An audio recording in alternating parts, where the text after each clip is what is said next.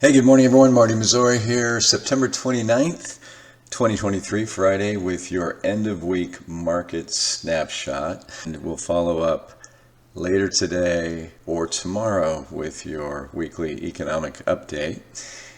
So again, I will just talk at you for the first couple of minutes, and then those of you who want to stick with me for the technical analysis will finish up with a look at a few charts.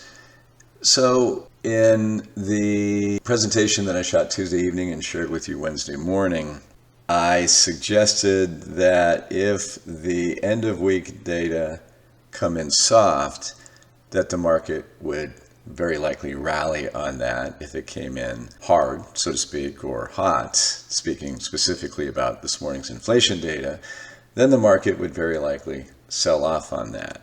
I also pointed to some areas, and I even talked about it in my monologue and then showed it on the charts, that suggested that, we're probably due for a pop right here. We had several down days. I think it was like 6 out of the last 7. Pretty ugly September after a net ugly August and a down, Q3 in equity markets. So what we saw yesterday and then more pronounced today, although breadth sector by sector is a little suspect today, I should add. But generally speaking, the market's up. Energy taking a pretty big hit today. And I am going to talk about oil at the end. A presentation I watched this morning, one analyst made a very interesting parting comment that I thought would be worth considering here on the blog. Today it is all about long duration stocks, which would be tech stocks primarily, and bonds actually catching a pretty good bid.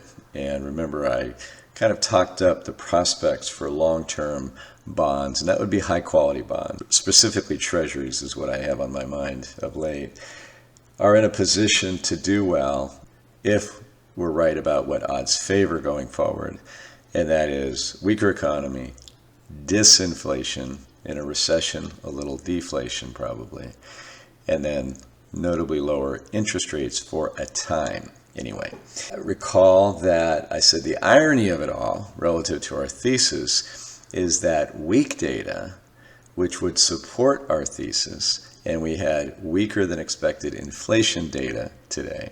Ironically, the market would probably rally as the data shows the weakening, accelerating initially. And then when the reality hits that recession is upon us, and that's an if, right? But if indeed that happens, then that reality is going to have to be discounted in stock prices, which currently discount rising profits, which will not happen in a recessionary scenario. So that, folks, is probably for now enough for the initial narrative. And again, the point being that weak data, the market will like initially, that we should get weak data, so look for some rallies. Technically, market was probably due for a little bit of a rally. We'll see if it holds throughout the day. If it gets sold into, that's going to be very bearish in the near term. And that ultimately, weak data is not good for stocks, despite what you're going to see in the trading. And the logic behind that is that weak data will have the Fed coming to the rescue. Problem being is that whether they do it right away or they do it later, inflation comes back relatively soon. The other thing that just came to mind, yesterday we watched the market rally simply on news that the UAW was lowering some of its demand. So suddenly just a little spark of optimism around that, which ultimately means nothing that does not support our long-term inflationary thesis, right? Yeah, asking for 30% wage increases instead of 40, we're still talking about significant potential inflationary pressures coming from the auto sector and just about every other sector out there. There was news this morning in New York City, a mandate that just passed that says delivery drivers are going to have to make an amount of money that would be crippling to the Uber Eats, etc. And the companies are trying to push back and looking at their legal options. And they said, regardless, you're going to see a lot of job losses, and then you're also going to see notably higher prices. You're going to have to. So they plan on passing that on if indeed that sticks. So that's the kind of environment that we should get used to going forward, because as I've preached and written about ad nauseum the last few years, we have high conviction that the world is entering into what we'll call a labor-friendly regime, which ultimately is a notably higher inflation regime than we've grown used to for the past few decades. Okay, so those of you who do not enjoy the charts, have a great rest of the day. Look for the economic update in a few hours or sometime tomorrow. For the rest of us, let's jump to the charts. So recall on Wednesday that I basically called out 350 on QQQ, the NASDAQ 100 ETF, as being a potential area of support. Wouldn't surprise me if we got a bounce off of that.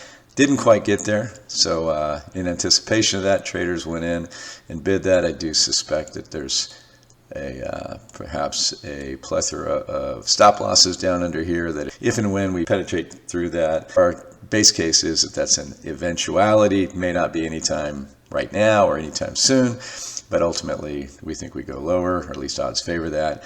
Right now we have this gap right here that the market is trying to fill. Makes a lot of sense that it would.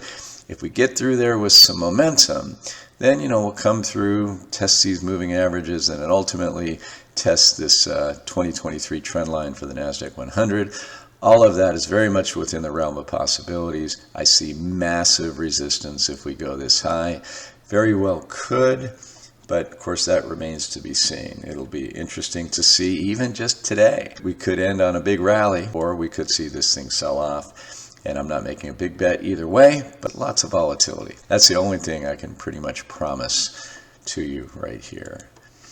For the S&P 500 on the daily charts, didn't quite get to the 200-day moving average yet. Remember I said I think that'd be very, very strong support for a while right in there, because it also hits right about 4,200 on the S&P. 43.25, we had this line drawn there that was pretty good support.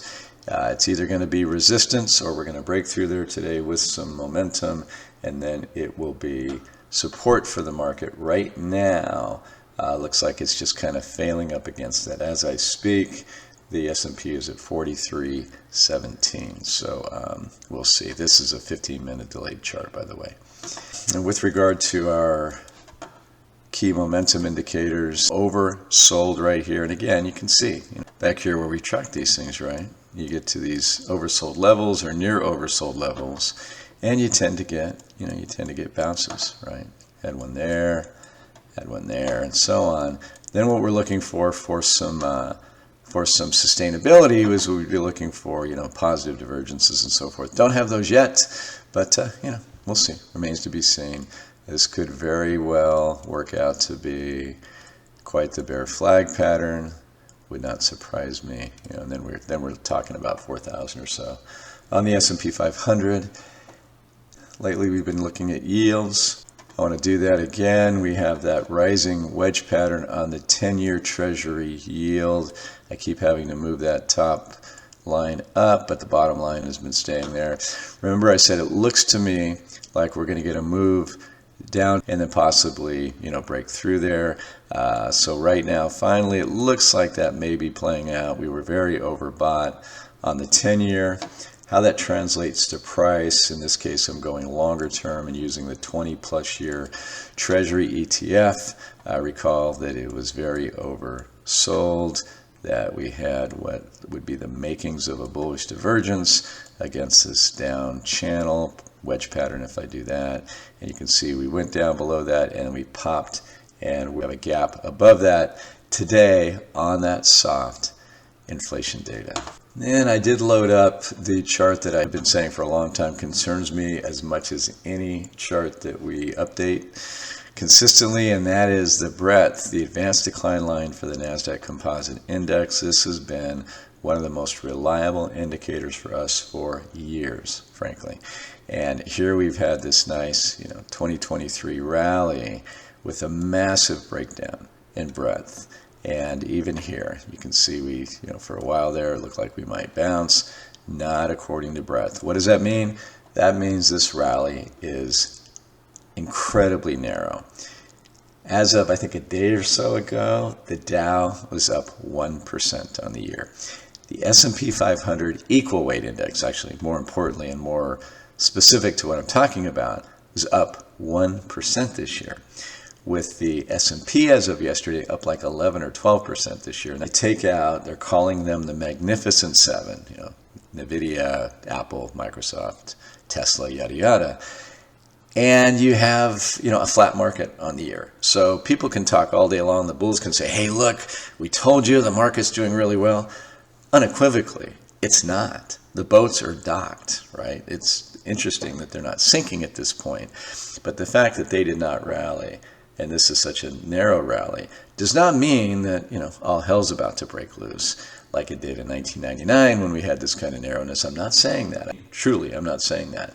I'm just saying that the risk is there, and that's all we care about right here, folks. Managing you clients, your long-term portfolios, we have to be willing to take a deep breath, let months at times go by. Last year, we had a relatively good year because, we were very diversified and very liquid, so we didn't catch nearly what the markets experienced. And for the bulk of the year, we had zero in bonds, and it was the worst year in bond market history. We did dribble in a little bit just to take our initial positions, which are down, but those are positions I think are going to work really, really well.